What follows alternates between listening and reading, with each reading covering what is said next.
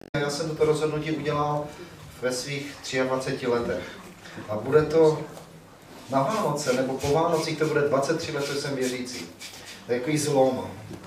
A mohu vám zodpovědně říct, že nenašel jsem okamžik, kdyby mě Ježíš zklamal. Amen. Nenašel jsem okamžik, kdybych něco Bohu mohl vyčíst. Říct, Pane, to je nefér. Ale jsem Bohu vděčný, že On je mým Pánem a mým Spasitelem. Neříkám, že život byl mnohdy lehký, byly těžkosti. Když jsem uvěřil v Ježíše, v těch počátečních letech se ode mne odvrátilo spousta lidí a neměl jsem prakticky nikoho. Byl jsem jako mladý muž sám.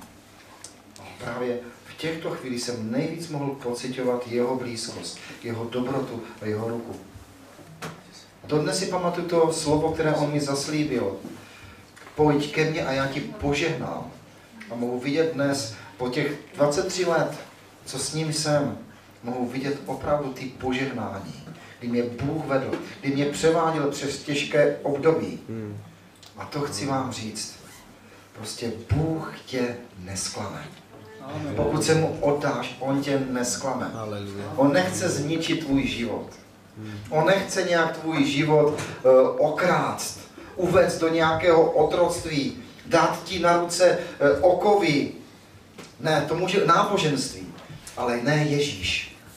A pokud se ho budeš držet a budeš s ním chodit, já ti garantuju, a Boží slovo to říká taky, že on je dárce života, tak tě chci v tom povzbudit. V chození s Ježíšem. Chci tě povzbudit, buď s ním a on ti požehná.